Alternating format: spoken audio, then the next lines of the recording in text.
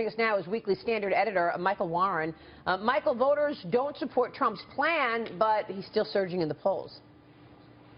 Yeah, it's this phenomenon that none of us can explain in the pundit world. But look, I think there's a lot that has to do with the anxiety that people feel after San Bernardino, after Paris. They feel like something is happening here with terrorism, with radical Islamic terrorism, and that our elites, that our president and even elites in the Republican Party don't really have an answer to. And I think that's why they're gravitating toward Trump, even though this plan from Trump is not that thought out. I mean, Blake said that he hasn't backed away from it, from his plan throughout the week. He hasn't really defined exactly what it is. He's got spokespeople saying it's one thing. He's saying it's another thing, that people can come back in after a temporary ban, and so it's all over the place. It shows Trump hasn't thought this out, but people are sort of gravitating to it because it sounds like action. Yeah, but Sandra Smith, I mean, he did basically say, look, he wants this to be temporary until regulators or lawmakers figure out what's going on. Right. This isn't going to last forever, he says. Yeah. And he has sort of, he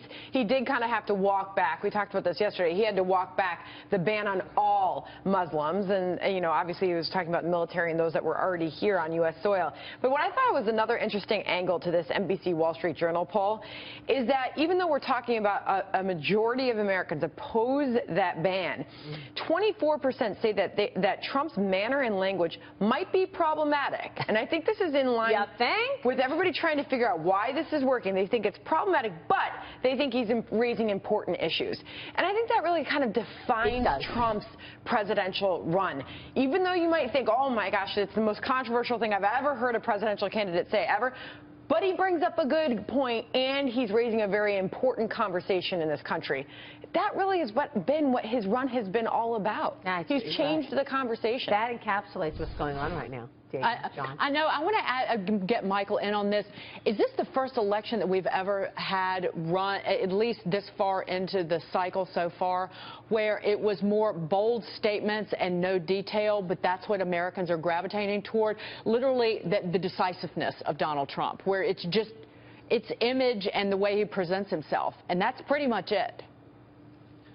Yeah, it strikes me that this is so singular because Donald Trump is such a singular figure. He's unlike anybody who's ever run for president before. I mean, he gets a lot of comparisons to Ross Perot and maybe even Pat Buchanan, but you combine the sort of outspokenness with the celebrity and really, frankly, with the ability for Trump to get on TV and say what he wants to say, whether it's in a call-in interview on a news network or in these rallies that all the news networks are covering. I mean, he has this sort of singular ability to command attention. And so that is something that I don't think the electorate has ever really seen, certainly not in this modern era of TV and internet and all these things. And I think that's really changed things. All the other Republican candidates, they couldn't buy all the earned media that Trump has just by virtue of a celebrity. And that's changed things, I'm not so sure, in a positive way. Michael, that's an important point, isn't it? I mean, not only do 38% of Republicans voting in primaries agree with his position on Muslims, so he's got a big tailwind on this issue. This controversy is not hurting him. Everybody is talking about Donald Trump. Just as you point out, you can't get this kind of free advertising. He seems to be setting the agenda week after week after week. Look, he comes from the school of no publicity is bad publicity. I think that's everything that Donald Trump has learned in his career in media, which really doesn't divert that much from his career in business, has taught him that any attention is good attention. But that doesn't necessarily, I think, have a good outcome for our politics if it tears apart one of the major political parties and really, I think, damages, as Hillary Clinton said, I think she's somewhat right on that, damages America's, the way America's viewed around the world. Well, I want to raise something with Michael. And I'm going to catch some heat for this, but didn't the Republicans kind of deserve it being torn apart? Because if Donald Trump is resonating, it tells the Republican establishment, you are not representing what conservative voters want. So they had it coming, if you want to look at it like that.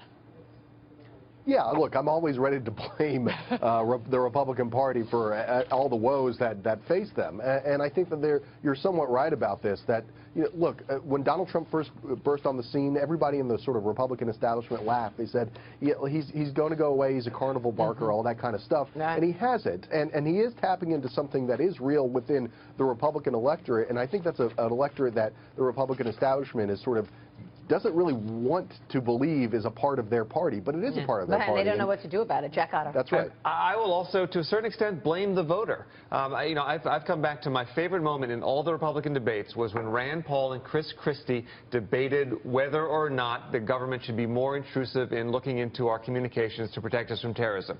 They are on opposite sides of that issue, and they both explain the trade-offs that we need to in thinking about those policies. That, to me, was the debate that we ought to be having. All of these things are crucial to the future of this country. We're not having it because we're talking, frankly, about sort of silly issues raised just because they're decisive but not necessarily meaneful. Yeah, and we know now that the terrorists' path has moved to computers and to electronics. I mean, they've figured out how to have encrypted messages. Isn't this the conversation of going into the new year, Michael?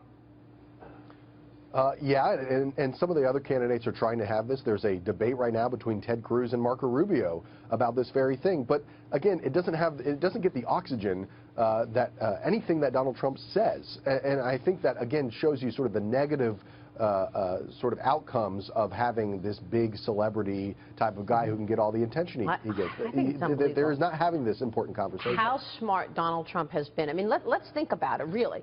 Every conversation is going back to Donald Trump. And he's dominated the headlines. Yeah. Everything he says has become an issue that all the candidates have to respond to, that all the media has to talk about.